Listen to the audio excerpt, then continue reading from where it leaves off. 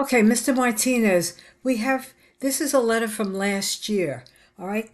The assignment was due on last week, all right? So you have to use, my point is that you have to use the current date, all right? Not a date from last year, okay? Use the current date and not a date from last year. You don't do this anymore with the THs.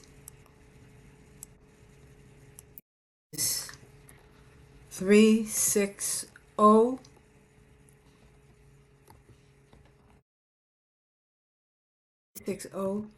East 184th Street. All right. Okay, Mr. Grant. You see this word hope?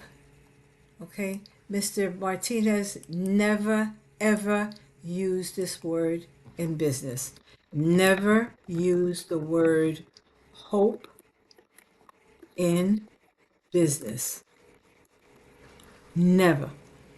Okay? The word hope belongs to churches, synagogues, temples, and mosques, not in business. Why all, why all of this? All right, why all of this is all unnecessary. Get to the point. Okay? All of this text is unnecessary. Get to the point of your letter or email. Simply state, thank you for your, all right, and that's it.